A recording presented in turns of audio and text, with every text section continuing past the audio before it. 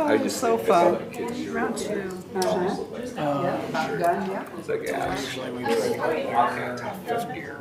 Yeah, please so we have a Marshalltown graduate, who's the director of television. Yeah, it's not as important because your seat is assigned. You don't Yeah, have so I to- don't have to. You don't have to worry. The rest of your family should be there early and get there. Okay, when I was. Yeah, well, because then I can give out the tickets to And basically what they did is handle a lot of leadership and helping enroll and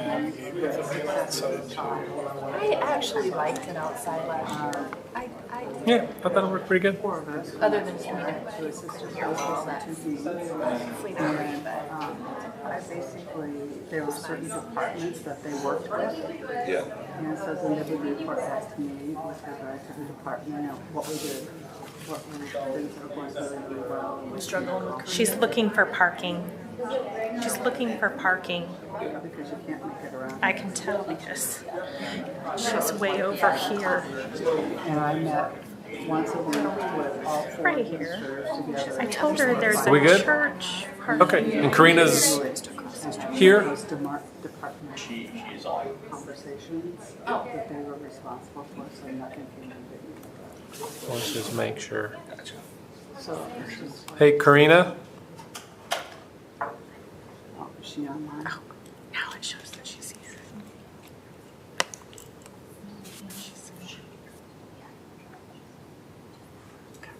Karina, can you hear us?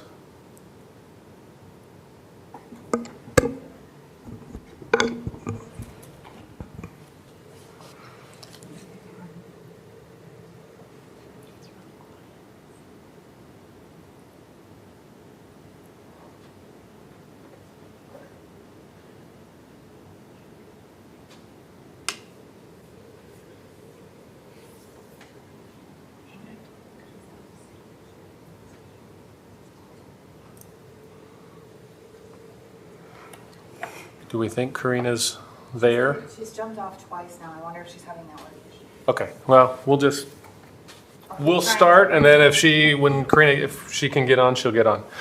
Gosh, I can't forget that. Good evening. Welcome, everybody, to the regular school board meeting for the Marshalltown Community School District. This is May 16, 2022. Welcome to those of you joining us here this evening. Welcome to anybody tuning in on the live stream or watching later on. Let's do introductions. Joining me here at the board table to my right, Zach Wall, Bonnie Lowry, Jan McGinnis. To my left, Sarah Faltis, Leah Stanley. Perhaps joining us via the internet, Karina Hernandez. Joining me here at the center table, Dr. Theron Schutte, the superintendent of schools. Paulette Newbold, our board secretary. I am Sean Heitman. We have three of our student school board members here this evening, Aaron Seeberger, Phoebe Hermanson, and Taylor Jones for their final meeting with us. Those are all the introductions, just a couple other, and Haley's here too. Haley, all right, we got all of them. A couple other housekeeping items. We've got a pink sign-up sheet here at the speakers table. If you're here to give public comment or speak to any agenda item, we'd ask you to please sign up there. Please be aware that due to board policy and the public meetings law, board members will not be permitted or will not respond to any comments that anybody makes. Please also understand that in accordance with Iowa law, you are prohibited from discussing specific employees of the district or their job performance. With those matters out of the way, would you all please join me in reading the mission statement of the school district? We develop learners who have the knowledge, skills, and positive mindset to successfully pursue a meaningful future through personalized learning experiences. Please stand as you're able and join me in the pledge. I pledge allegiance To the flag of the United States of America and to the republic for which it stands, one nation, under God, indivisible, with liberty and justice for all.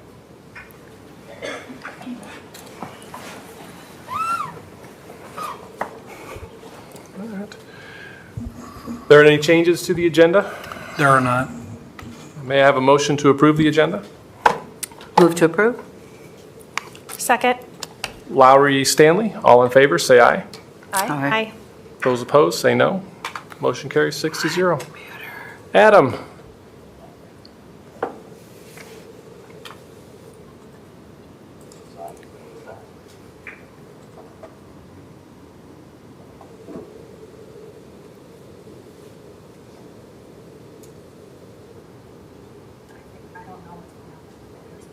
I will project.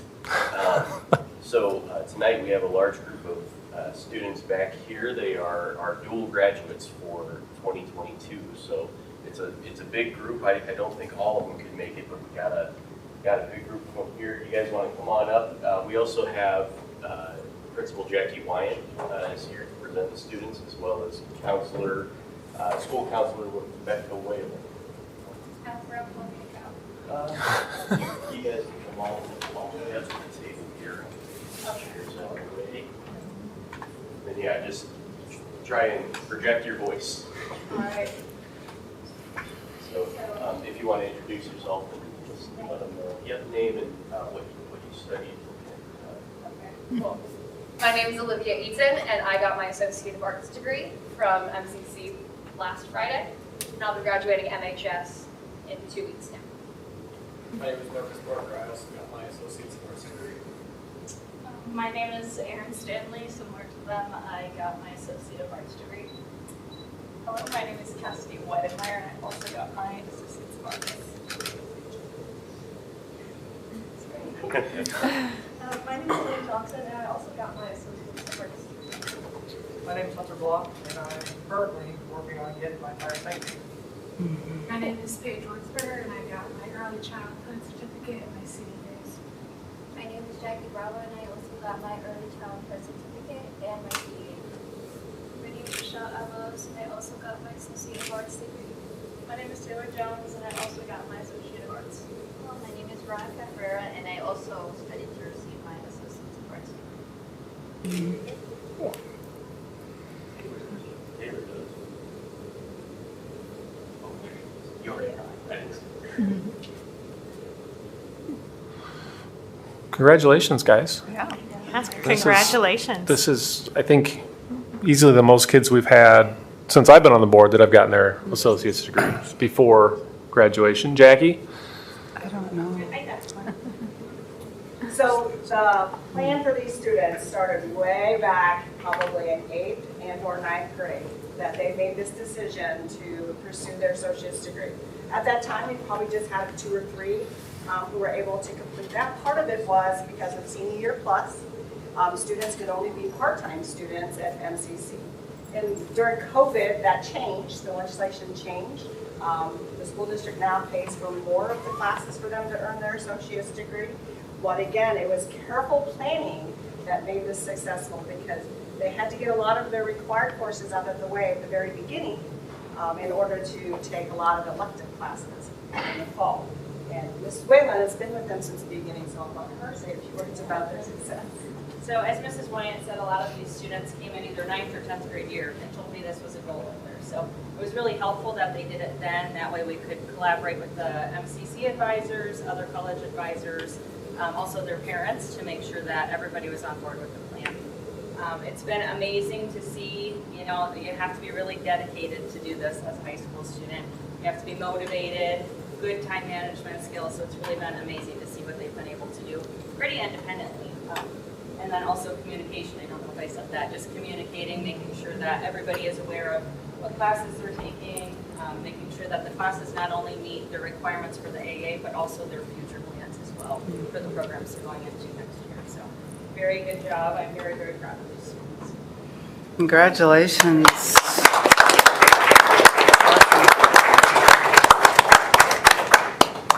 That's awesome. Thank you, guys.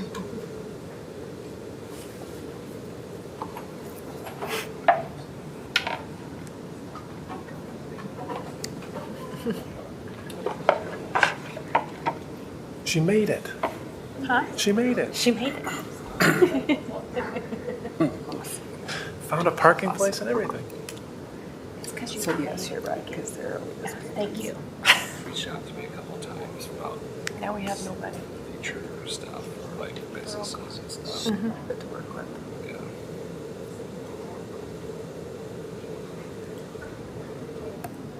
This was really pretty. It's nice. So as Mr. Heitman mentioned, this is the final formal board meeting for our 4 student board reps. On behalf of the board, we greatly appreciate the service that you provided. Having 4 of you really made it good in terms of as active as all of you are. I don't think we had a meeting, maybe there was one meeting where one person was there, but I think beyond that, usually we had 2 or more at every meeting, which was exactly why we want 3 or 4 people.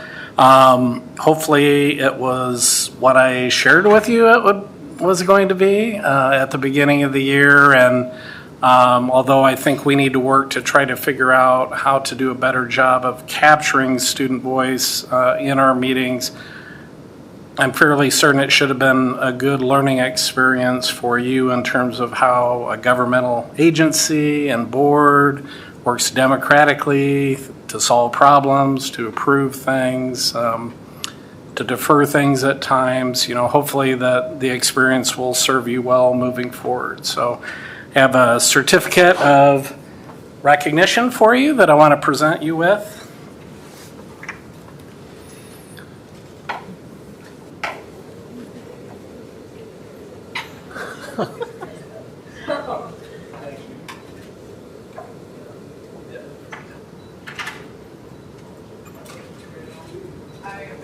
I was glad to spend the weekend with you guys.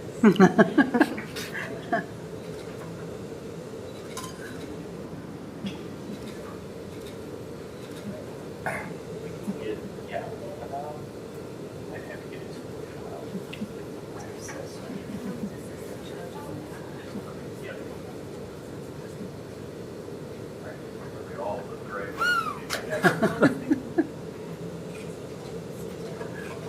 Nice. Now they're working. And you are always welcome back, just because it's not.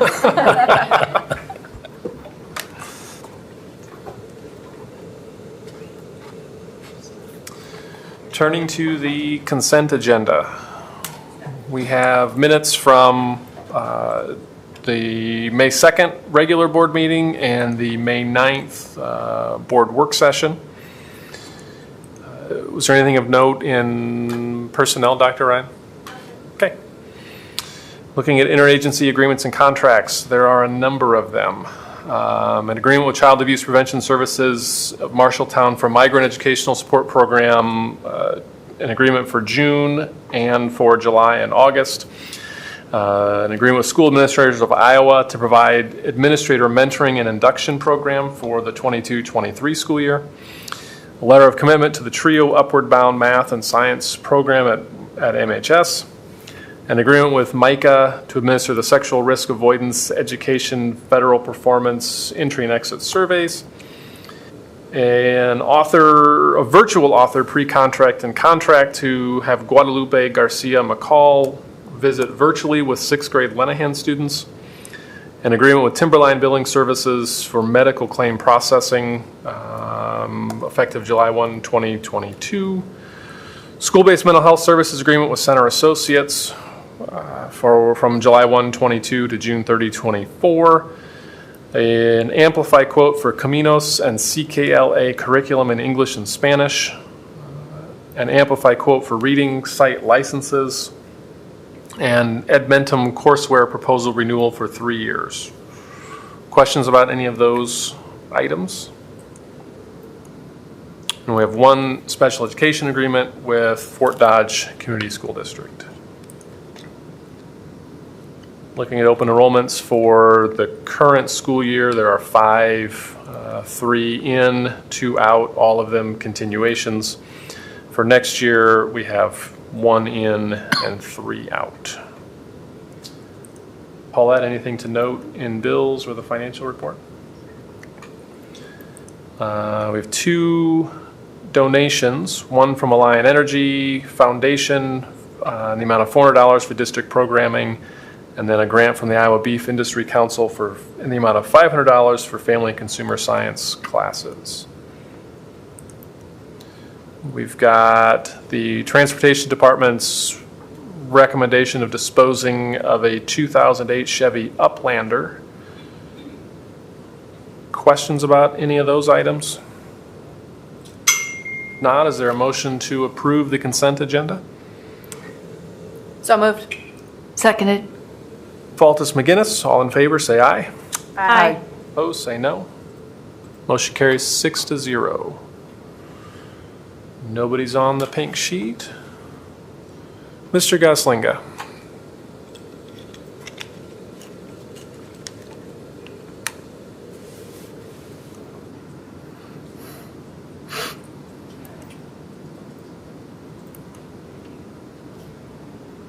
Good evening.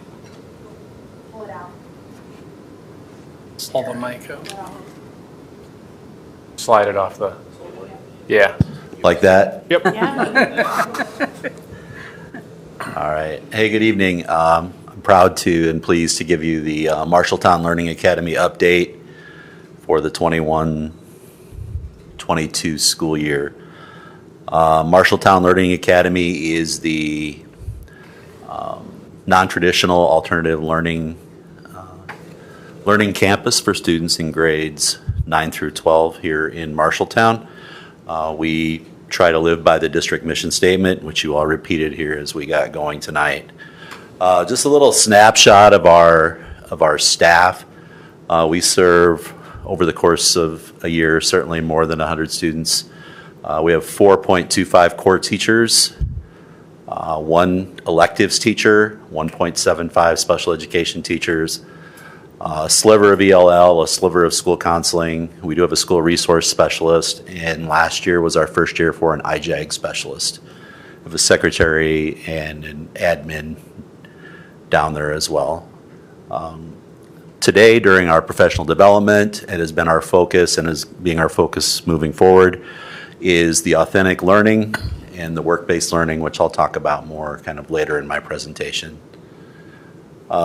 So if you're not familiar with MLA, at MLA, a semester of a course is defined by a set of standards to be mastered, and it's not defined as a function of time. So we have students who take longer to master the standards of a course, and we have students that take less time to master the standards of a course. So we have a flexible learning environment, and we blend that learning. And in a blended learning environment, some of the learning is done with the teacher, some of it is done in an online setting where the assessment and the learning is accessible on demand. So we find that that is a good model for kids who struggle with attendance. The class doesn't march on when they miss, and they have access to their things as they go. Authentic learning, which is what we did our professional development on today, which also includes the broad category of work-based learning. So we are working hard to help all of our kids graduate with a plan, which includes getting them to industry credentialing, apprenticeships, pre-apprenticeship programs, the nurse aid program. We use that pretty heavily with Marshalltown Community College and also with the Iowa Veterans Home. And then IJAG is a registered pre-apprenticeship program that we have in our building. We have access to dual credit and CTE dual credit courses. We utilize MCC for that. I'm going to highlight a couple of students here later in my presentation. We also have STEM Innovator and Biz Innovator in our school. STEM Innovator and Biz Innovator are 3 semester hour classes from the University of Iowa that students can take at MLA that provide them with the learning to do some innovation around the area of science, technology, engineering, and math, or to do some kind of entrepreneurial kind of activity. At MLA, because it's a personalized learning environment, we do not have bells in our setting. So it's a quiet, we don't have mass students moving around. Students report to us that they want to learn where they feel comfortable and safe. So we may have some students that spend all day in one particular classroom or in two particular classrooms. They won't move around to all of the teachers necessarily in a particular day. Our students really like that. If they have a question about a different subject area, they can get up and find that teacher, or that teacher will come to them. We do have a smaller setting when compared to other classrooms in other parts of the district. It's because many of our students that we enroll at MLA do have their fair share of barriers. So as I mentioned before, in the blended learning environment, the semester of learning is the constant, time is the instructional variable. And there's research to suggest that when given the appropriate amount of time, anybody given that amount of time and the right amount of support can master most subjects with even a grade of A potentially.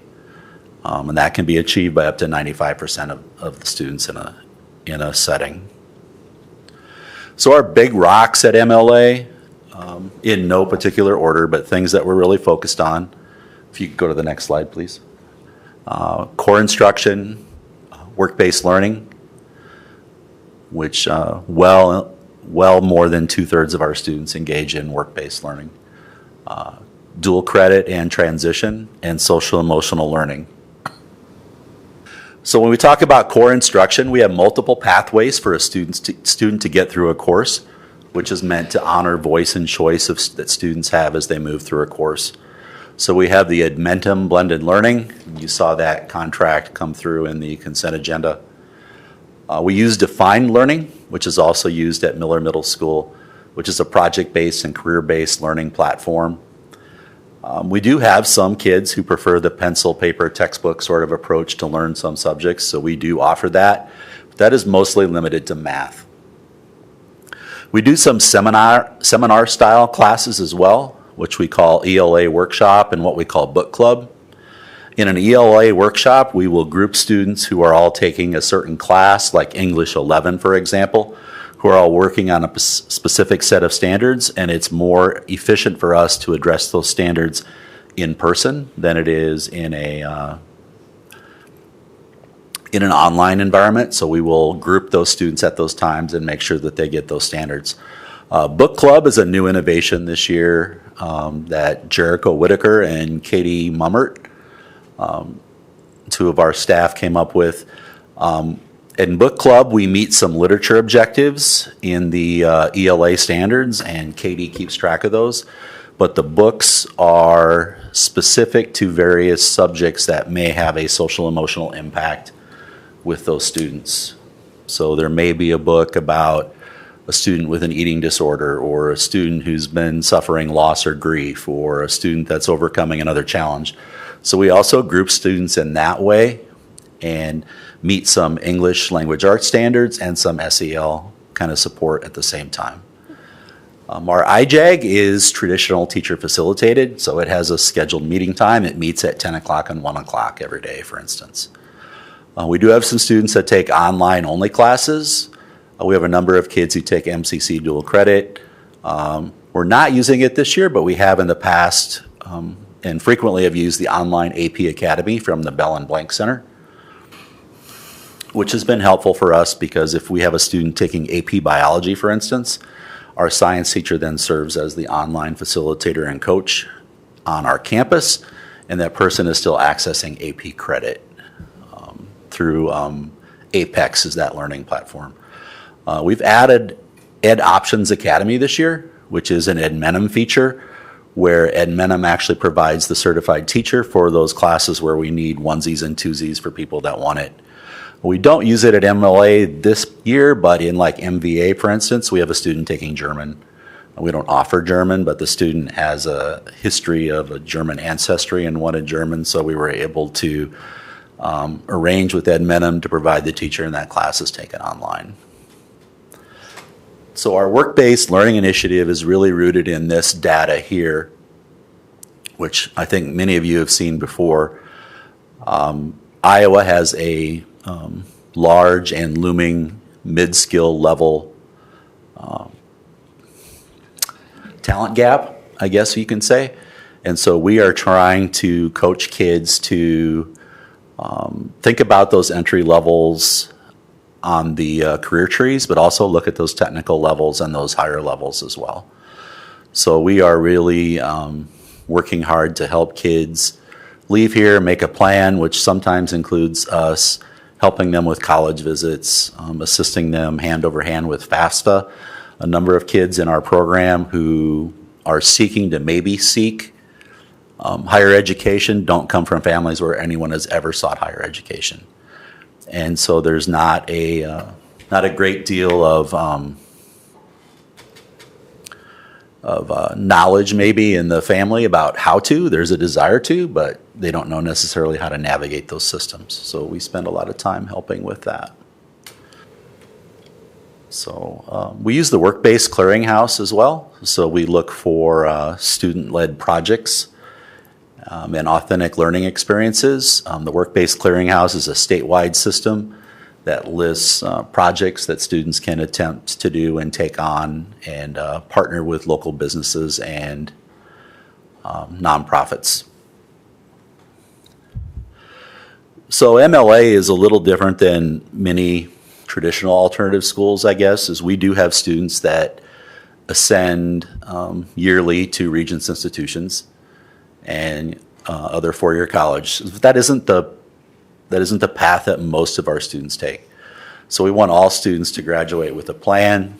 So this is a bit of an older picture, but it's still a relevant picture. This is an MLA student from a few years ago that was featured in a Iowa State University promo. Happened to be walking through Jordan Creek Mall, and it's like, hey, I know that kid. And saw Moises on the slide and took a picture of it. So our kids do make an impact when they do leave us. Another dual credit success this year. This young man completed the new construction program at MCC, and he will be graduating here this year with the class 2. I think we missed one. Nope. Okay. So yeah, I guess I updated the presentation. I don't know that made it into your copy, but also wanted to recognize, not on your slides, Naomi Martinez, 10th grader at MLA. She was the spring 2022 MCC Outstanding Student in Sociology. So that was a slide that I added, but didn't get that one in here. I apologize. So probably one of the biggest things that we really have to focus on for our students to be successful is the aspects of social emotional learning and keeping people regulated so they're ready to learn in our setting. It goes to say that if we can't do this well in our setting, none of the other stuff really happens. So this is kind of a daily focus of some of the things we do. These are things that we implement as a team to help kids regulate, be under instructional control, and be successful in our building. We have the largest percentage of staff in the district trained in the Collaborative Problem Solving Initiative with Think Kids, which is Dr. Ablon's work. So we routinely practice the collaborative problem solving approach with our students. We have embedded SEL in our curriculum. We have teachers that every day do goal setting, do agile scrum activities like the daily stand-up, those kinds of things. So we're really teaching self-management and self-awareness with the goal setting and the things we do there.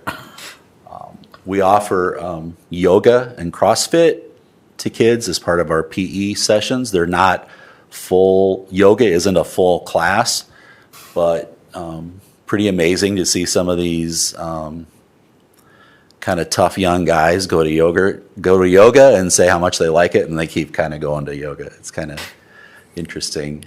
CrossFit, we have a group of kids that work out together and build that sense of community that you're trying to achieve in CrossFit. We also do a number of social emotional groups. They're listed there.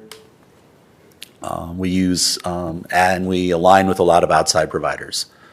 Next year we're going to add, and I'll probably be back to the board this summer with this, a forgiveness education component.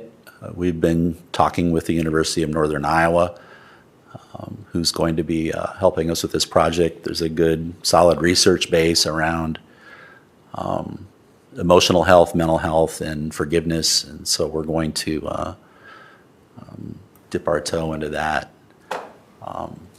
Access comes to MLA regularly. Unfortunately, that's the sexual assault, sexual violence prevention folks in the community.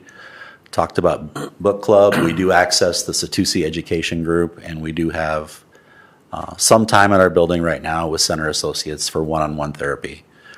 So I kind of started at the top with the very universal things that kind of everybody gets, where everybody has available to them, and then kind of narrowed down sort of in an NTSS structure to the kind of the top of the triangle, which would be that one-on-one center associates therapy.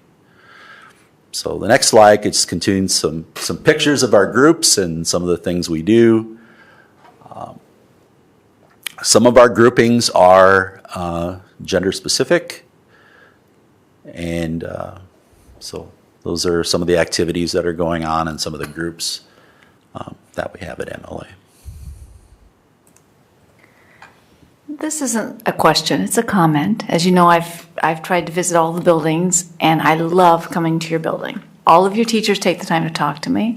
It's very welcoming, and honestly, if you want to feel proud to be a board member in Marshalltown, this is the building you need to see, because you have an extremely enthusiastic staff. Yeah, they're amazing people. They are amazing. Yeah.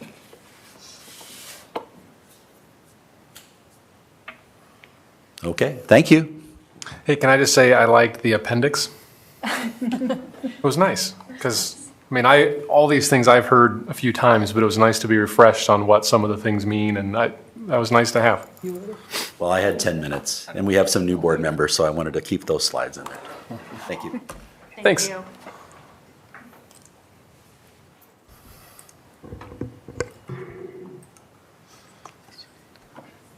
Jackie?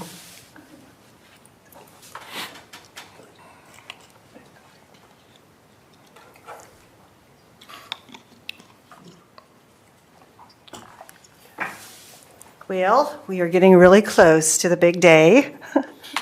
Graduation practice is a week from Friday. And here's our list of potential graduates. It's always a potential. I just read an email. A counselor sent out a note to staff one more time. If a student's in danger of failing your class, please notify me. We're trying to keep our families as up to date as possible. Most of them will be just fine, but we have several kids operating on the bubble. So, and we do have a second graduation planned for later with summer school in between, so we hope to catch all of them. This includes Marshalltown High School as well as Marshalltown Learning Academy and Marshalltown Virtual Academy. All of the students who have the potential to graduate. Nearly 350 of them, so we're pretty excited. The questions for Jackie? Mm-hmm. Any questions? We did move graduation to outdoors into the Leonard Cofield again. It takes a little bit more work, but it's always a beautiful ceremony. Excuse me, the second time it will be a beautiful ceremony. It was gorgeous last year. Just a comment, Jackie. I know this time of the year it gets to be really touch and go because of the communication with parents. So hang in there and good luck, and I hope all the students make it. I do too. Lots of postage going out right now, so communicating with families and phone calls. So, yes. Well, thank you. Thank Is you. there a motion to approve the Marshalltown High School 2022 list of graduates as presented, pending fulfillment of all graduation requirements? Move to approve. Second. Lowry, Faltis. All in favor, say aye. Aye. Opposed, say no. Motion carries 6-0. All right, guys.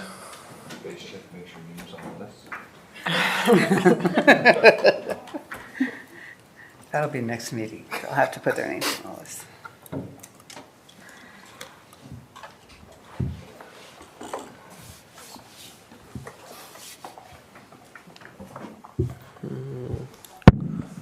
Do we get this one to work?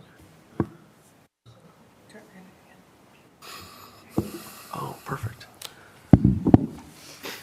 Well, all right. Last student life at MHS presentation.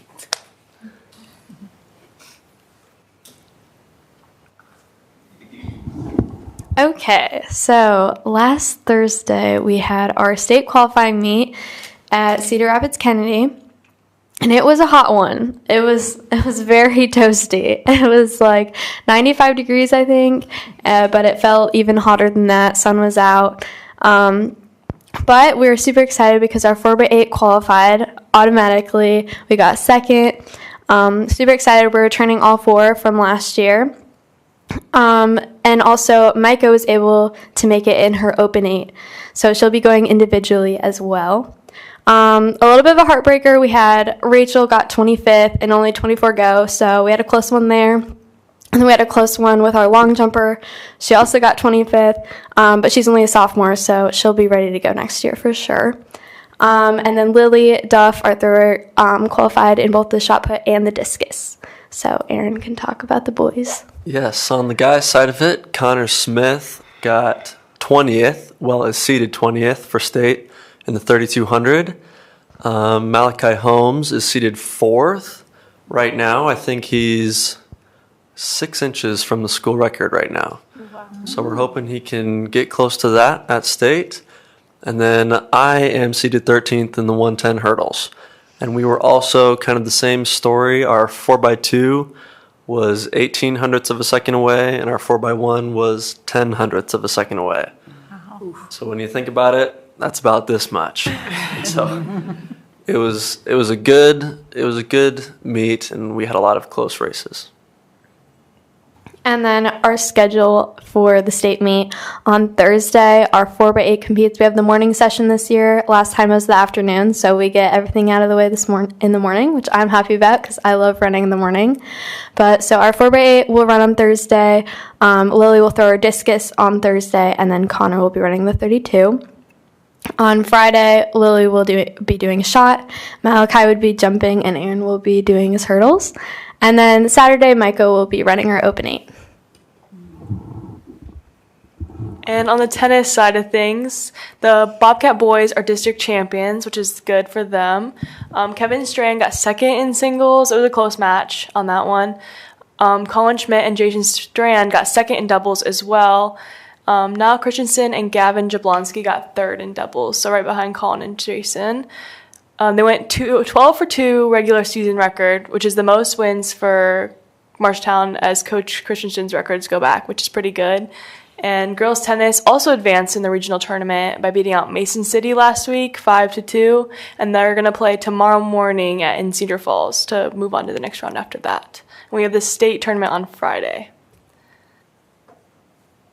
And then for golf, Amber Henson set a new meet record for the Larson Valley Invitational and is now Willow Creek record for women's competition. So that's good for her. I think that's like her 4th or 5th record at meets so far. So she's doing pretty good this year. And the Bobcats were Turk Bowman champs, on Thursday. And Amber was the meet medalist, which is the usual for her, and all 4 counting scores placed in the top 10 individually. So we're doing pretty good on the golf side as well. Okay, now on our seniors. So for the last week of the seniors, they're doing some activities. And so decision day and dress-up days are May 19th through the 20th. So they're doing like decision day, so they said like they're gonna have like a photo booth and like fun activities they can do, and that's from 8 to 11 in the morning. And then like on Tuesday they're doing senior citizen day, so you dress up as an old person. And then Wednesday it's anything but a backpack day, and then Thursday's team player day, and Friday's senior spirit day. And then other senior events coming up is the grad walk out of elementaries, and that's the 26th. Then the awards night's the 26th as well, and then commencement is the 29th.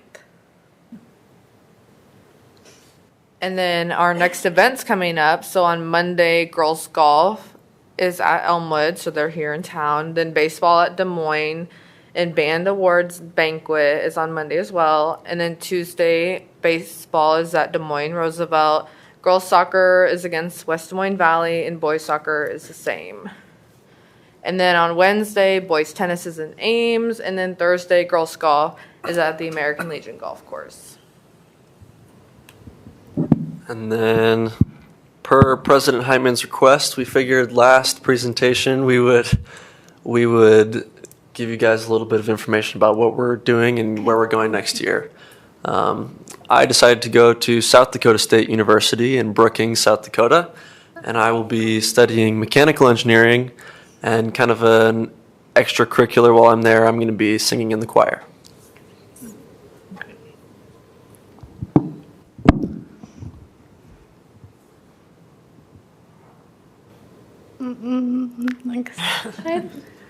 Sorry. Okay. I'm going to be going to Notre Dame, so a little bit farther away. It's a hard choice between Iowa, staying a little bit close to home with my brother, but I'll be headed there, a little bit of an adventure, and I'm going to be studying marketing and then maybe some Spanish as well. We'll see. I'm going to the University of Northern Iowa, and I'm doing the partnership with Allen College as well, so I'll major in nursing to get my BSN. Then I'm going to UNI as well, and I'm going for a business administration degree and then also a business of healthcare. So. Well, all right. Thank you for such a great year. Thanks for your flexibility. And like you said, we had meets and a whole bunch of different activities going on, and it was fun to be able to come and eat the food. And that food was a lifesaver after practice, trust me. But it was a great year, and thank you guys for all your support. Thanks, guys. Thank you.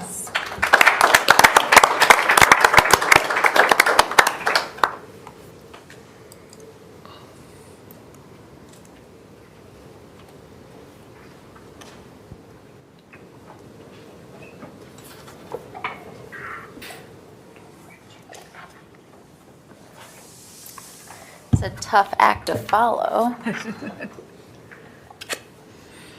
All right.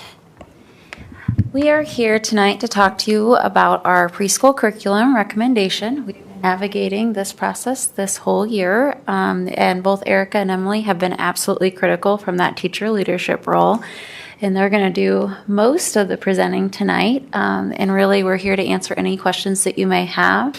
It's been an incredible journey with the preschool team. As you know, we have 6 preschools or 6 elementary buildings, and we have a preschool in every location. And then we also have our community partners that we try to do everything we can to stay in connection with them and also offer them similar opportunities. So I'm going to hand it over to these ladies. They are absolutely incredible, and I'm excited to have them here tonight. Thank you.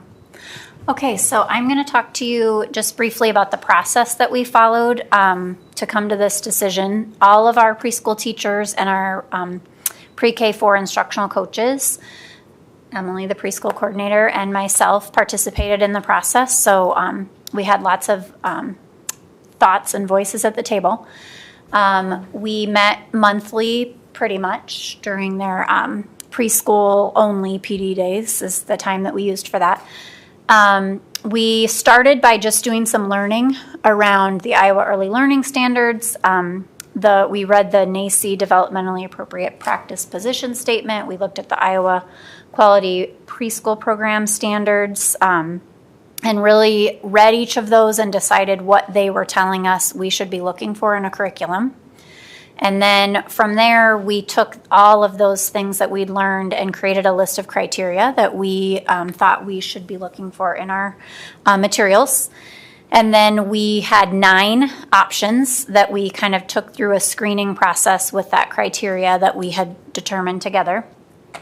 And 2 choices came out clearly above the rest of the group. And they were both excellent. We ended up with a really tough decision between those 2, which was probably a good thing, speaking to our process, that we ended up with 2 really super high quality curricular materials. And then we basically came to our final decision by looking through all the feedback from the committee. We had those 2 choices came in and did presentations for us and kind of walked us through all the highlights that maybe we had missed in our own exploration.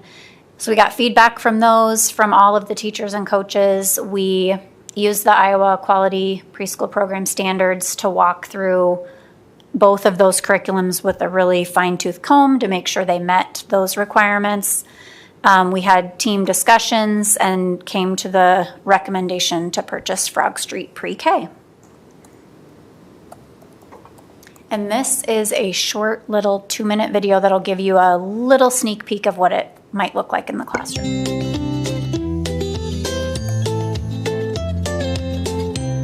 Each day as you enter the classroom, you're given a wonderful opportunity to make a difference in a child's life, to help shape their future. It's your gift to be the very best you can be as a teacher, guiding young lives through the most vital part of their early development and education, to lead them through the many challenges they may face, drawing together young minds from all walks of life. It takes rare patience, love, and passion to lay the foundation for future accomplishments in the early years of development, and you live it with every moment.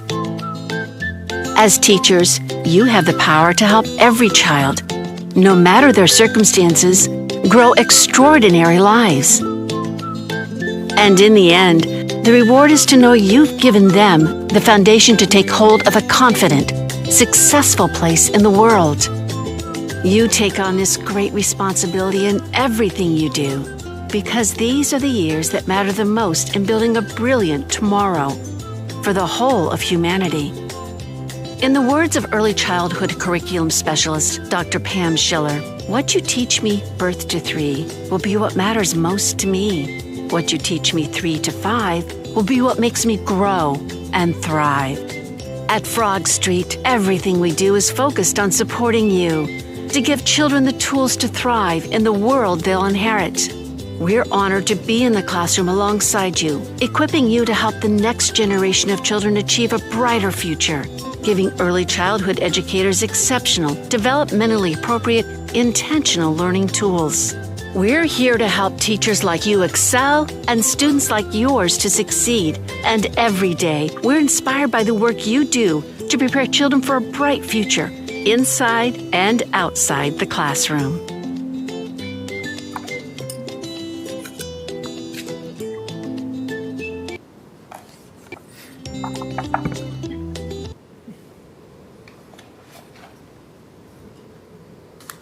So some highlights of this program. Each day will begin with a greeting circle and end with a closing circle.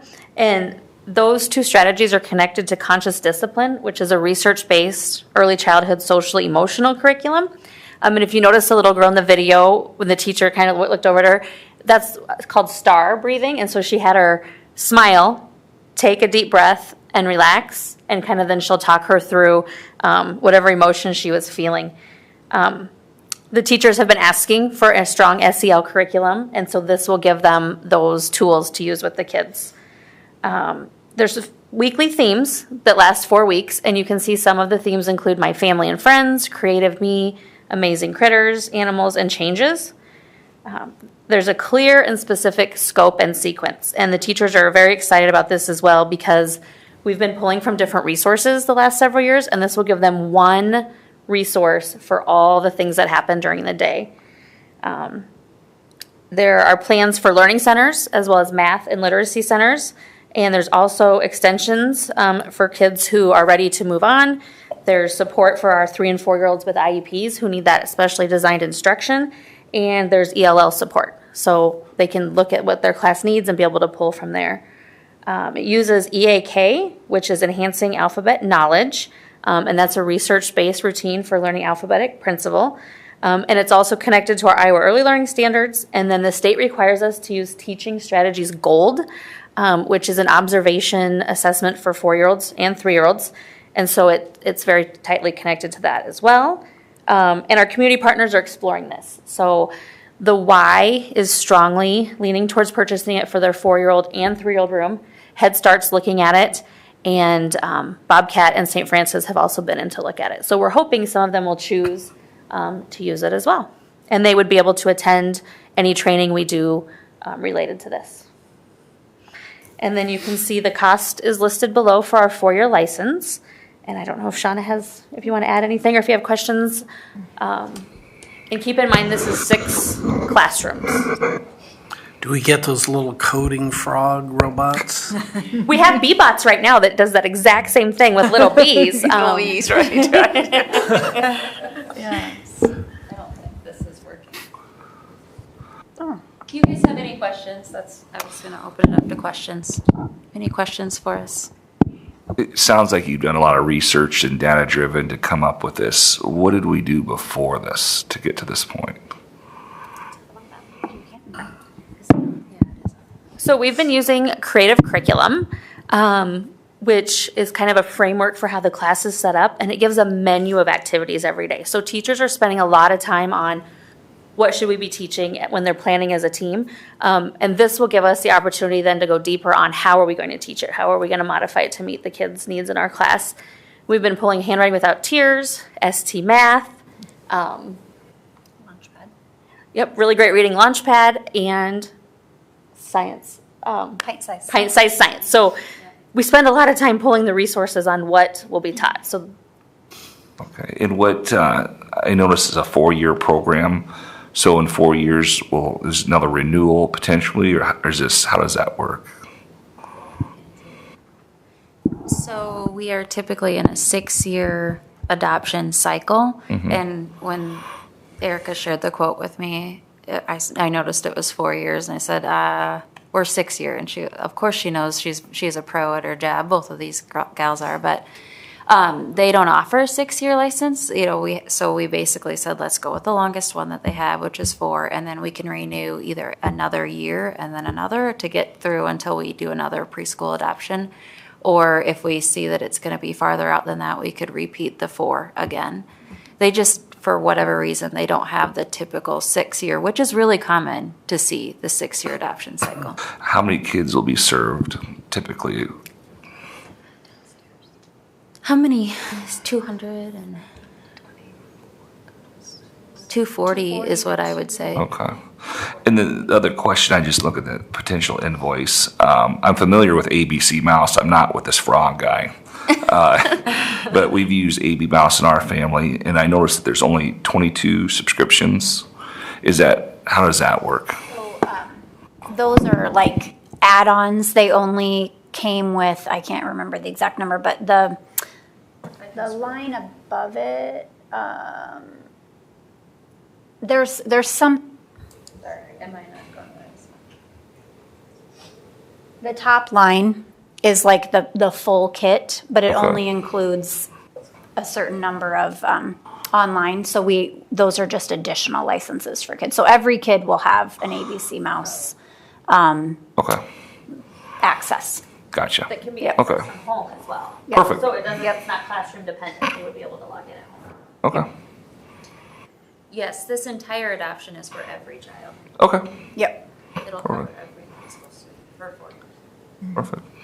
So one of the big bonuses is that this particular curriculum will provide you with the learning activities and the topics rather than teachers having to create them and pull them together. With creative curriculum, you have to write the units yourself.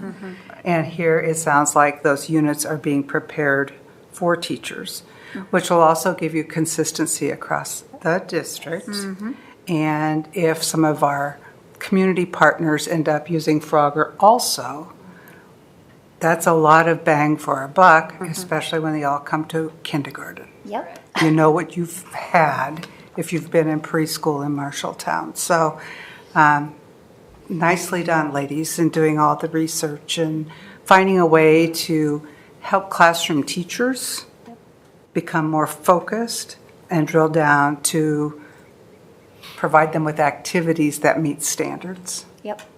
And it's a great use of time, also teacher time, to program with what's in front.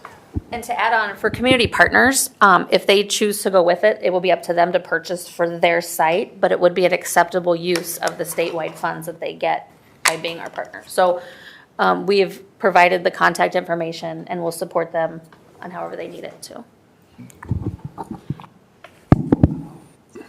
And really, Bonnie, just kind of piggybacking off of what you shared, it opens up the ability to have a really robust PLC pre-K team. Right.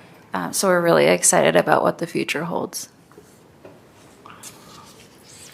Any other questions or comments?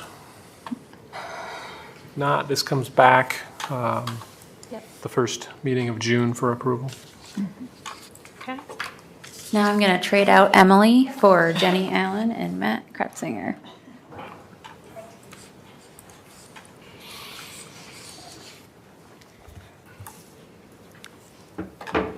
And I'm going to do a little more talking on this one here.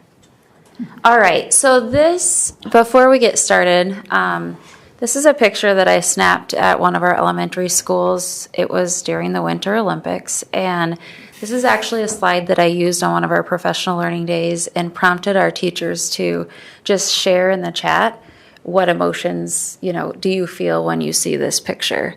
And it was absolutely incredible to hear some of the thought processes within our teachers. There's so much, a picture can say 1,000 words, and this is really a picture that illustrates the incredible pride that we have in every single building, in every single attendance center that serves our students. So I wanted to share that with you just because this was a really active gymnasium.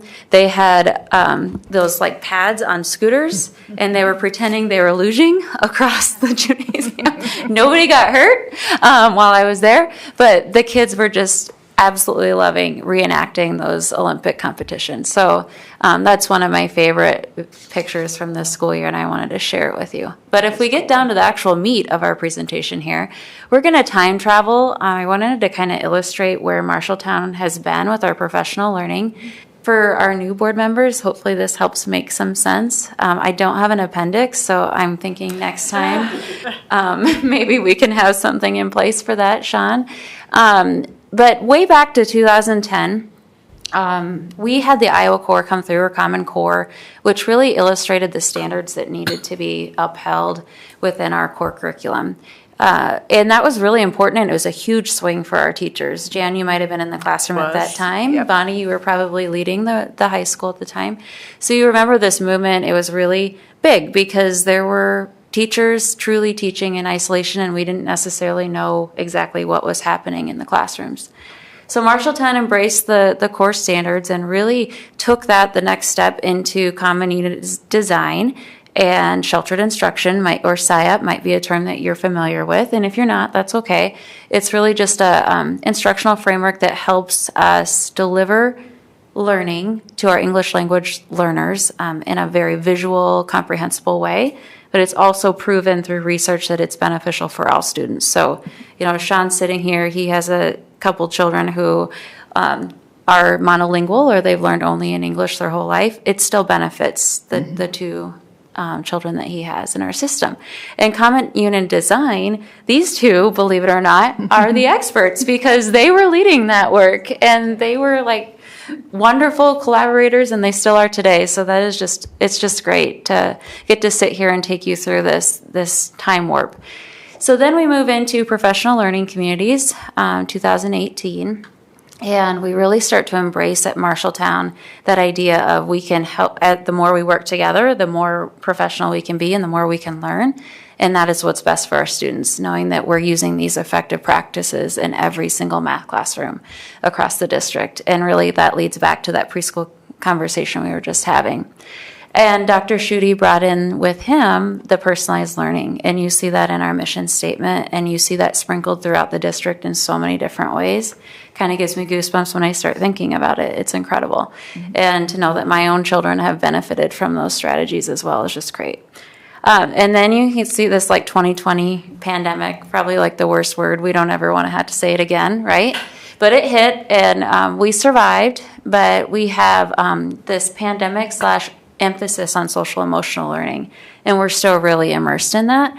And we have Matt up here. He's going to help us through one of our slides to kind of describe some of the learning that we have. Yeah, so Jen, if you want to go to our 2022 summer learning opportunities, we have about 4 that we want to highlight with you.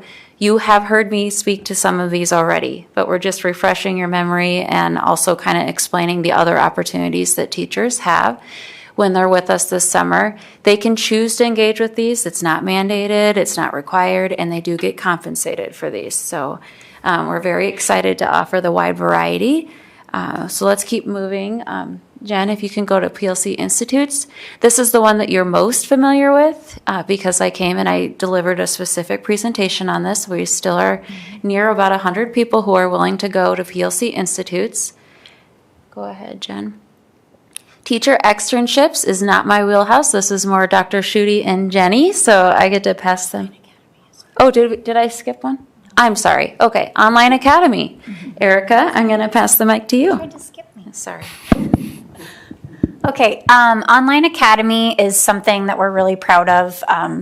We offer over 30 courses on an internal Online Academy website, and teachers use a Google form to register for any of those they want to take. Those are all presented through Canvas, and they can be completed asynchronously. So it's been popular with parents because they don't have to get childcare. They can, do it while their child's napping or late at night or on the weekend.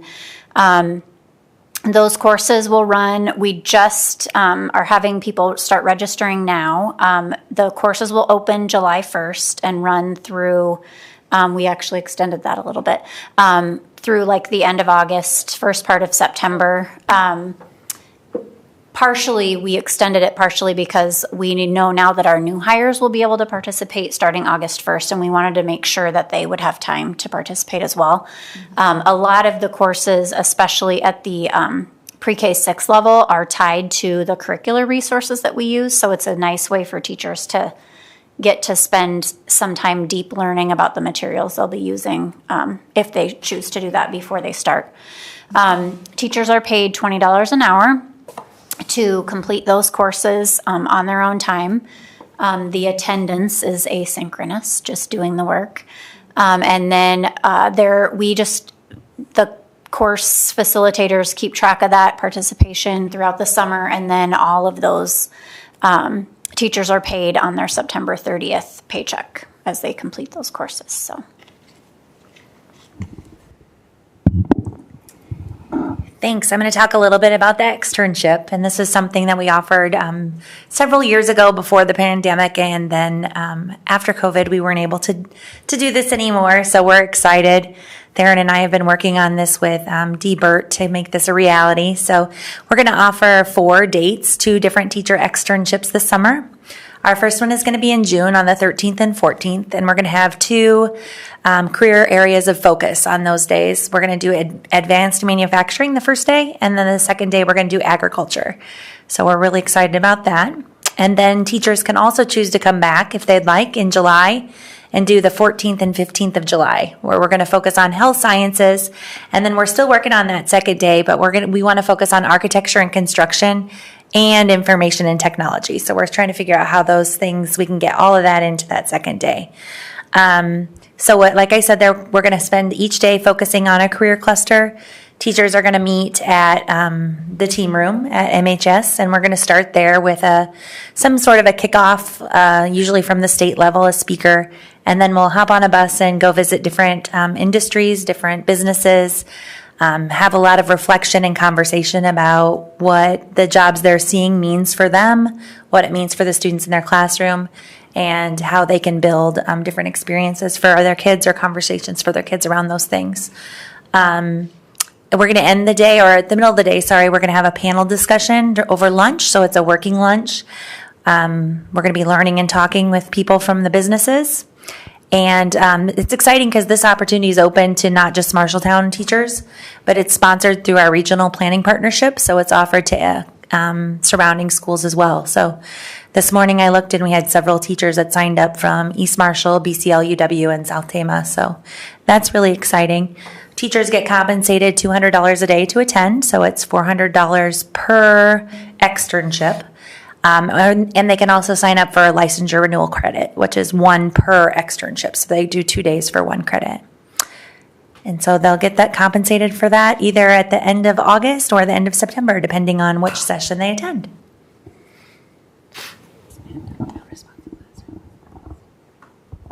I'm just going to make a quick mention that RPP funds that experience. So if you notice that there's a different compensation, it's run through RPP and not through our teacher quality committee. There you go. All you. Thanks. I'm going to talk a little bit about responsive classroom. You might be more familiar with responsive classroom than some of the other things you've heard tonight. Anson Elementary presented on it when they did their building presentation. So did Rogers Elementary. So responsive classroom is a 4-day training to bring into our elementaries the foundations of how do we begin building skills for kids in the social emotional realm. It is universal SEL instruction, and we're offering it to our elementary certified staff, focusing on our classroom teachers, because that's really who it's dedicated for. We have 2 sets of dates. We are good to go for July. We're still waiting to hear back from the responsive classroom trainers about those June 6th through 9th dates. So if they're not able to bring a trainer in at that time, because we are wanting to do everything on site, we will use Dr. Schuette's favorite word and pivot, and we will find an alternative date sometime later in the summer. Right now, we have just about 48 participants signed up to do it in one of the 2 training times. So this will be a launch, and then we will do additional training next summer. Because the challenge is it's 4 days, so doing it during the school year when students are in session becomes a barrier. All right, back to me. Perfect. Okay, so now I would like to talk to you about, looking ahead into the next school year. It's May, so it's just kind of a time of year where we really focus on trying to, prepare the foundation for a successful year next year, and really thinking through what does that professional learning calendar need in order to help us have the capacity or the tools that we need to be successful with our students. So I have some bullets here that really illustrate the core, the rocks that you'll see in our professional learning calendar. Yeah, and Erica's going to show you the draft that we have put together. NIET is an instructional framework that we are introducing to all staff. It's actually already been introduced, but that was actually started all the way back before COVID, pre-COVID. And our principals, instructional coaches, teacher leaders, they were all trained in NIET. It was a part of an Iowa initiative. The state of Iowa put a halt on it for COVID, and we are now just jumping back on the saddle. So our teachers have all received about 2 hours of an overview, and we're going to continue to push forward with NIET next year. PLCs, I think you guys are all pretty familiar with PLCs, but we're really featuring or honing in on accelerated learning. And I know that Dr. Schuette has used those terms with you several times throughout the year. Social emotional learning, I know Matt just finished talking about social emotional learning that continues to need to be at the forefront of all the work that we do. And you'll notice, not quite yet, you'll notice on that PD calendar, there's a, what color is it? Yellow-orange on May 15th that actually is drawing in Adolph Brown, who is a speaker who is going to come in and talk to us about equity. Very highly engaging. I would like you to know that you're always welcome to join us on Professional Learning Days. If anything here looks interesting to you, please feel free to join us. The keynotes especially are going to be phenomenal. So go ahead, Jen. We have another timeline here. I wanted you to see how long it's taken us to get this PD calendar. And again, this is still in a draft mode to this point. We really started off, I started off over Christmas break with an anchor chart. And that first link, you don't have to click on it, but you guys have access to it. It's just a picture of my handwriting, basically, illustrating out the different calendars that you guys were both looking at and then approved. And brought it to this team, brought it to our admin and instructional coach team, gained initial feedback. Hey, what do you guys think? And really, I had illustrated or brought together a calendar that was almost a carbon copy of what we did this year. Gained their feedback, and their feedback was centered more so on, and we'll look at this in a little bit, this Venn diagram. How do we integrate our main initiatives or focus on the 3 big things that we have going at this district and continue to push for implementation? So we kind of just huddled back up and said, okay, what can we do? And we came up with 2.0, our second version. And every time we've collaborated with different groups, we have a better product. So we brought this to our PLC leads, which is about 87 teacher leaders that they are in charge of leading their PLCs and really gain their teacher feedback on 2.0.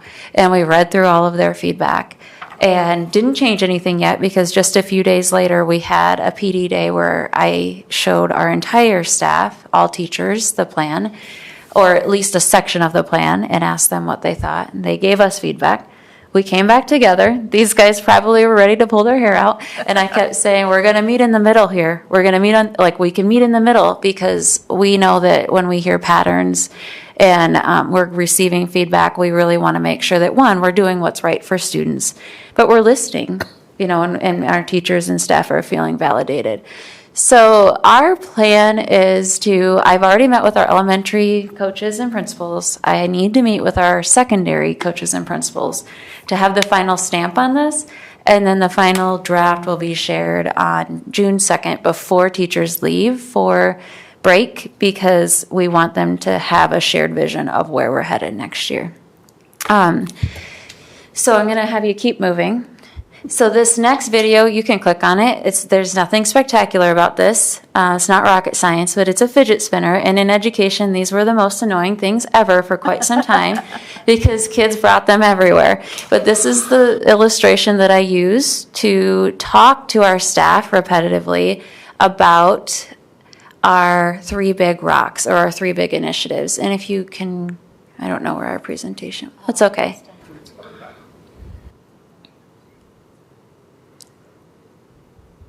That's okay.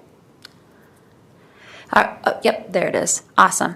So this is the most neat and tidy way that I could illustrate these 3 initiatives, and they all overlap and intersect in some shape or form. And it's actually fairly natural. Once you understand these initiatives like the back of your hand, you see this natural overlap. And you can see, just as simple as possible, we've got some timelines in there, right? Some years or some targets for our staff. In the middle of those 3, intersecting is that sweet spot. And if you think about a fidget spinner and just the way that all 3 of those barrels have to be moving in order to hit that sweet spot where it's able to continuously balance itself. And these are all illustrations that have been shared with the staff. And again, their responses have been brilliant when we bring this to them, actually somewhat more in depth than what I would have ever come up with. So if you go to the next slide, I just wanted to show you this. This is awful. I know, it's an ugly slide, but this is what it kind of used to look like. This is how we couldn't think or focus, or we had feedback coming from our teachers where they'd say, we have like 20 initiatives.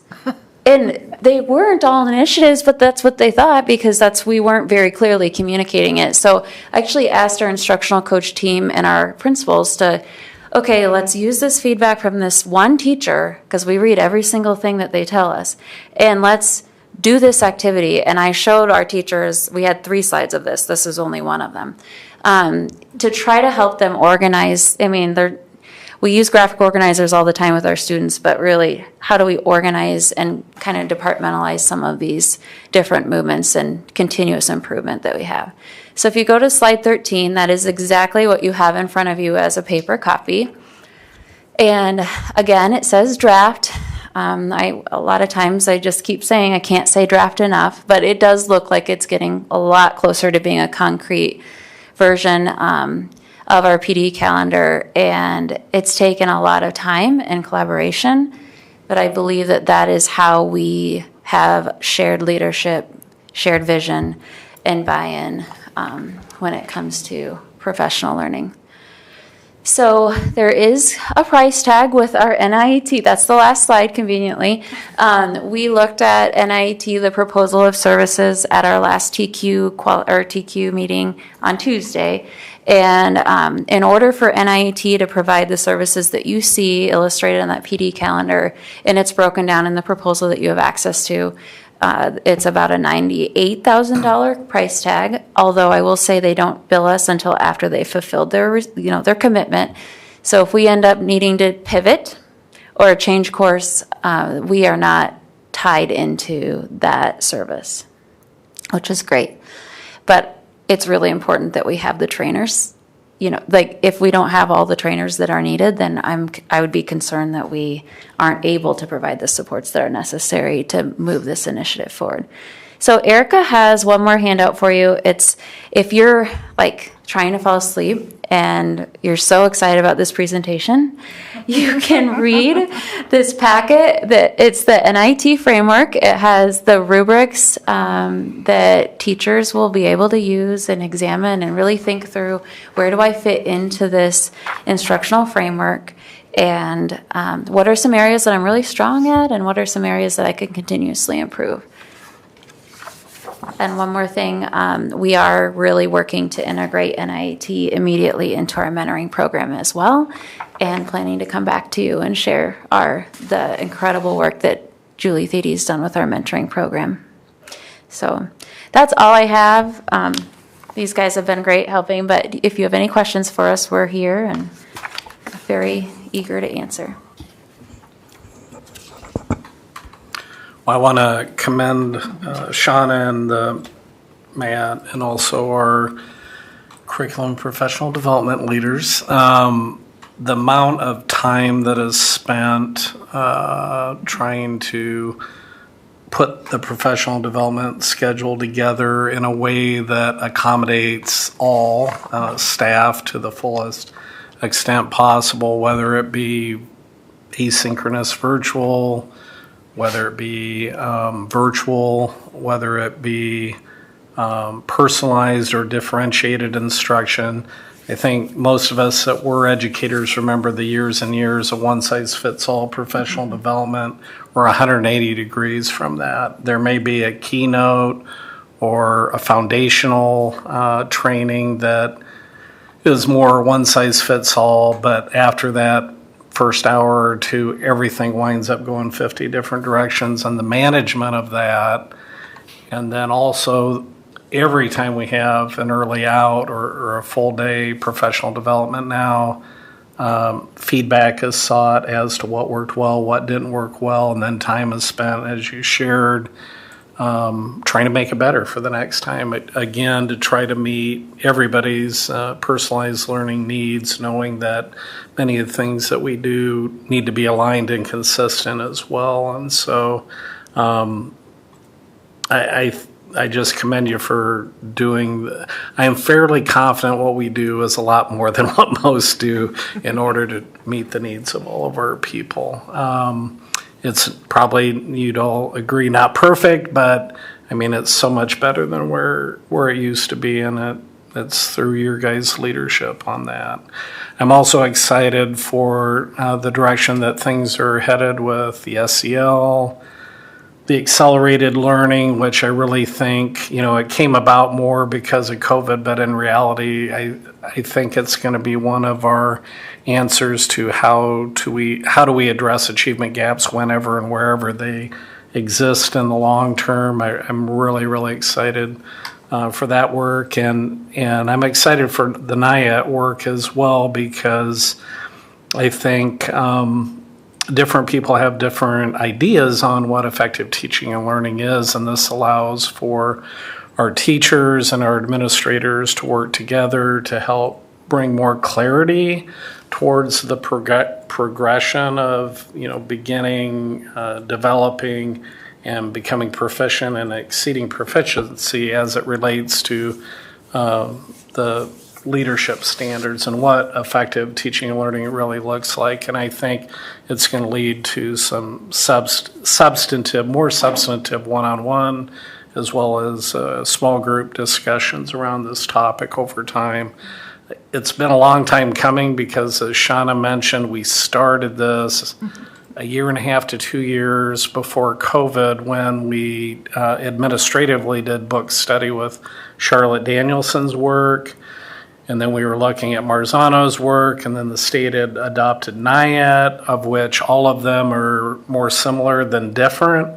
But the fact that the state of Iowa was providing free training because they adopted NIAT, and we took advantage of that with our administrators, with our teacher leaders, and with some of our teacher union reps. And then COVID hit, where we knew this would be looked at as a new initiative, and so we kind of put the brakes on it for 2 years. But I think we're in a good position now to roll it out, and Shauna did a great job of showing how all this stuff really kind of aligns and interconnects. So.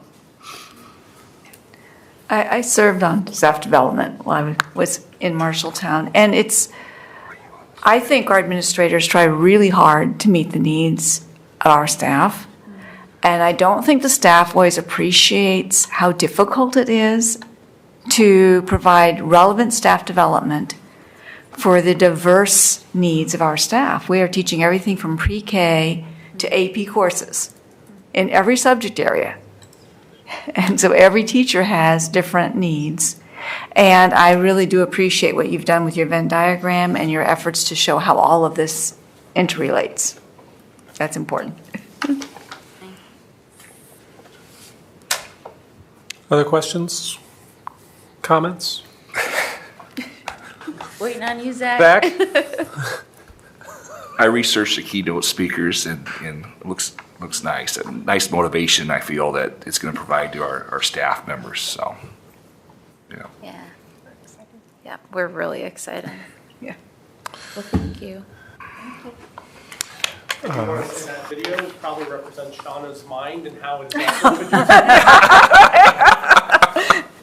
Thank you, Shauna, for all that you've done. You're welcome.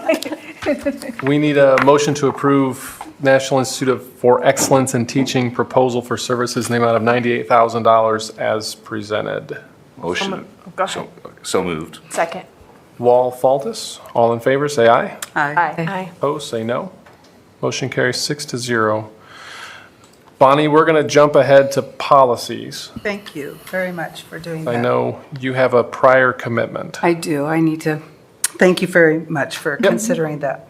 I had 3 policies that I was asked to review, and all 3 of them landed within the drug and alcohol portion of our policies. Each of the policies are going to be renumbered. So they're going from the 415 series to the 403 series. So just to know that that's happening. I'm going to start with the new 403.6. It's the drug and alcohol testing program. In that particular policy, there were only a few grammatical changes that were made, but it was also being recommended that we amend the policy to reflect the IASB language that requires us to report any drug or alcohol significant situations to the Federal Motor Carrier Safety Administration. That's FMCSA, their clearinghouse. And so with that, that was the major change to that first policy. The second policy, the new number is 403.6-E1, and it's the drug and alcohol testing program. It's the notice that goes to employees. And because the previous policy was changed to require reporting to the FMCSA, it was also added into this particular policy. So because of the verbiage changes of the previous policy, that was that change, major change there. The third policy was renamed to 403.6-E2, and it's drug and alcohol program and pre-employment testing, and it's the acknowledgement form. And basically, nothing has been changed there other than listing the district name. So if they were coming to the Marshalltown Community School District, the Marshalltown Community School District name was placed in this particular policy letter that is given to our new employees. And so the recommendations for these policies, the first one, which was the testing program, have it be the first reading and then come back to amend. I think that's what the district would like. And then also the second, because of that verbiage change, to come back again. And the third one, because all that was included was the Marshalltown Community School District, we should just mark this as reviewed and not have it come back to the board. Any questions for Bonnie?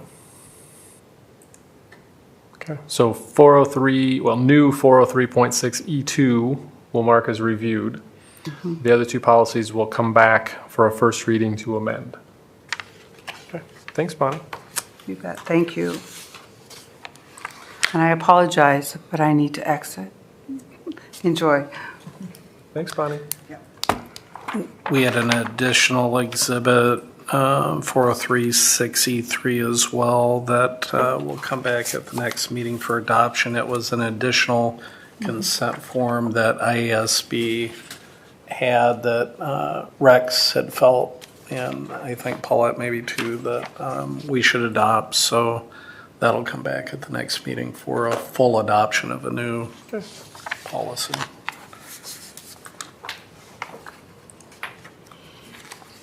Okay, now we're going to back up to the managed print proposal. Yeah, Amy wasn't able to be with us tonight, but Paulette, you can help me here. Basically, Amy is asking the board to add this amendment to the agreement that you've already approved with Gordon Flesch in regarding to our printers. And this would, by basically further contracting with them, they would take full responsibility for the maintenance and repair and the toner costs of our printers throughout the district for the next year at a cost of $550 a month. This will significantly reduce the need of our technicians to be dealing with these printers, and by adding this additional cost, which is, I think, just under $6,000 a year, the new contract that we've signed on with is still significantly below what we were paying before for the printers and copiers. Questions for Dr. Schutte or for Paulette if she wants to? And that's for maintaining the printers and copiers in all of our buildings? This would be for the printers. Or, I mean, printers. Yeah, the printers. Oh, printers, not the copy machines. We already have agreement with them on the copy machines. All right. Over time, we're hoping to move away from individual printers and go more towards using the copiers for printing purposes as well. And then, obviously continuing to move towards a more paperless system, to reduce the costs even further. But this basically helps out our technology staff by removing that particular responsibility as other things continue to get added to their plate. Yeah, that makes sense. Is there a motion to approve the agreement with Gordon Flesch to manage printers, including repair, toner, replacement services, as presented? So moved. Second. Wall, Faltis, all in favor, say aye. Aye. Opposed, say no. Motion carries 5-0.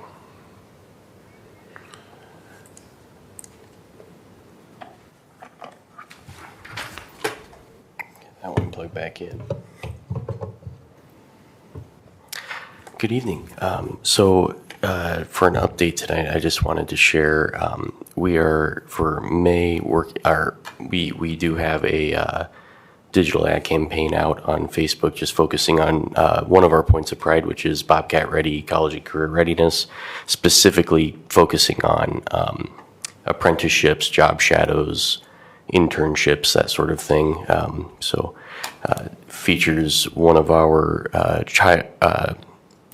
education classes that we do that students can take for college credit, excuse me, and a job shadow opportunity that a student recently took at a local veterinary clinic. So that's going well, and I should have some feedback on exactly how that goes at the end of the month. So otherwise, just continuing to work on the website, trying to get everybody corralled on the website task force for the design meeting for the website. That'll be colors and branding aspects of the website. So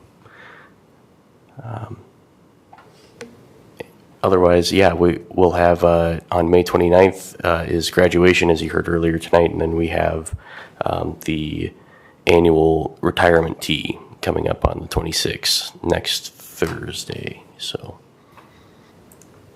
Okay. right. Thanks, Thank Adam. Okay, looking at reminders, Adam mentioned graduation, May 29th. We're going to have a work session a week from today. The goal there is just to go over the superintendent evaluation tool. And then we also have a special board meeting following that at 6:30. Zach, you have policies for June. It says May, but I think it's June because today's May 16th. Internal Communications meets the end of this week. Equity Committee is meeting next week. And then we've got our June and July board meetings. Committee reports. Teacher quality met.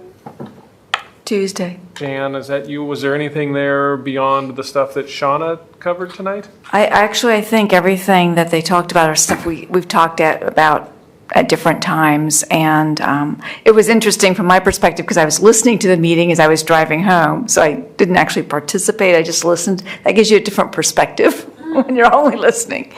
But there really nothing new. I mean, everything that they talked about were things that we've talked about. Right, and what you just spoke of, yeah. And then internal communications, I don't remember anything hot from that. Dr. Schutte, you were gone, I think, weren't you? No, yes, I think Nora and Shauna maybe handled the last fall meeting. Yeah. Anything stick stick out out? to you?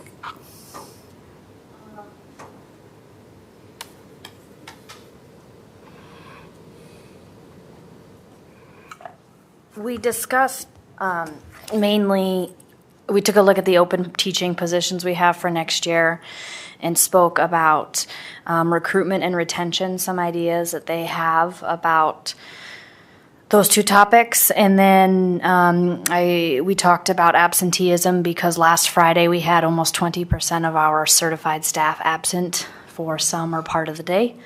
That is 1 in 5 if you do the math. It was the highest number of absences that we have ever seen. And so we talked in general about absences, absenteeism, what are some strategies that we can jointly come together and communicate with for next year, trying to get ahead of some of these absences.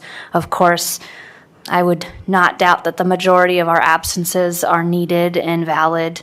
We wouldn't question that. It's just, hard to see that number at 20%. And so are there things that we could be doing to try to curb some of that absenteeism? So that was a large part of our conversation on Friday. What kinds of suggestions did they have? When it came to the absences, the conversation was more about, I proposed an idea about a strategy for next year, and I was seeking their feedback, to which they seemed pretty receptive. It's about some changes to our policy as far as when notes are required for absences. And then we talked about how we'd really like to get together this summer to talk about, because I have obviously absence data, and they also sent out some survey type things to the staff, and like we're talking about exit surveys, for example, and they also have kind of their own type of exit survey. And so we were talking about this summer we'd like to get together and talk about that. Was more for the retention, but also bringing in talking about strategies that we can use for trying to curb some of the absences that may or may not be necessary. For example, some of the absences were personal leaves, and so we talked about how I know that people want to save their personal leave, because what if something happens and you need another day and you have a personal day there? But we discussed how jointly we may need to have some joint communication about how, hey, members, we can't all be taking leave in May. This will lead to a major problem. So I know you want to keep some leave in your back pocket, but try to use it throughout the year, and some things like that we may be able to jointly communicate together.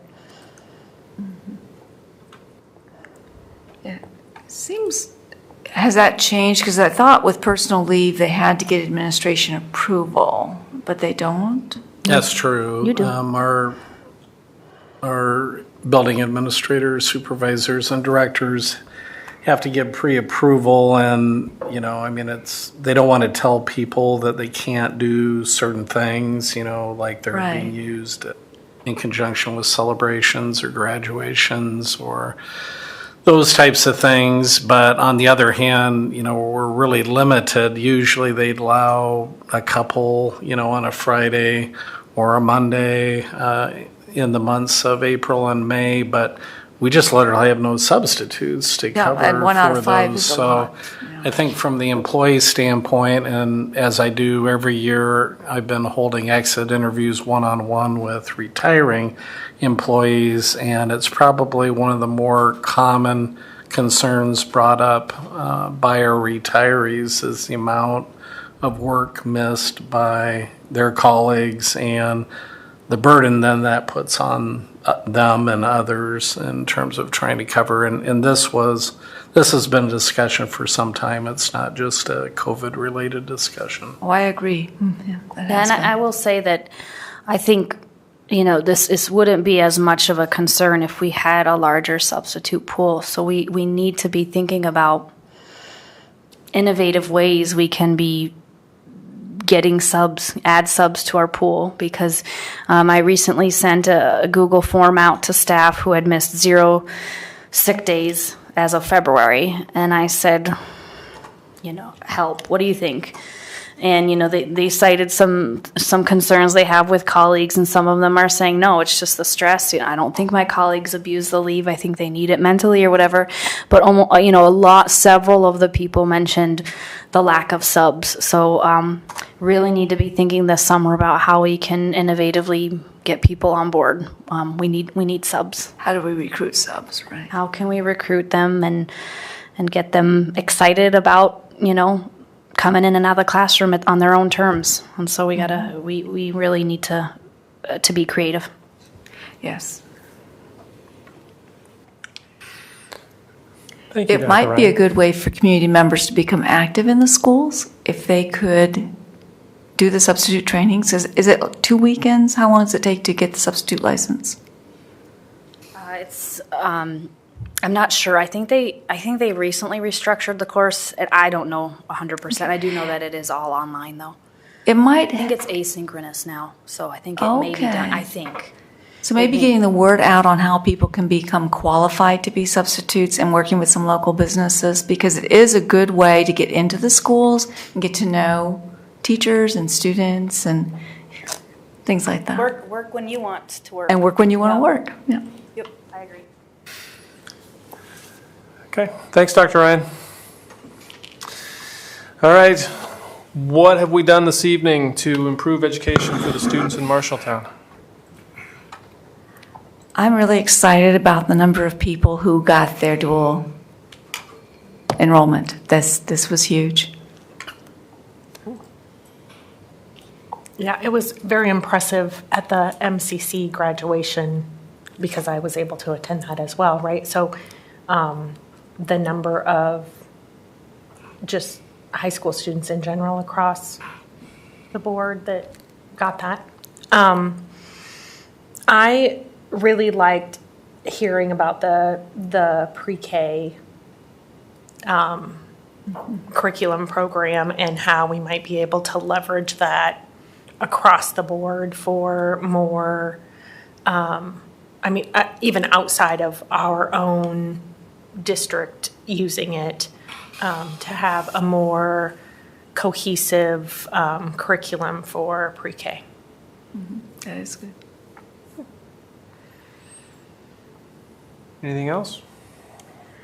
Hearing from MLA and the things that we are doing with some of our most at-risk students to help them get a better start. And I think we even had one of them in the dual enrollment. Okay. If there's nothing else, is there a motion to adjourn? So moved. Second. McGinnis, Stanley, all in favor, say aye. Aye. Opposed, say no. We are adjourned.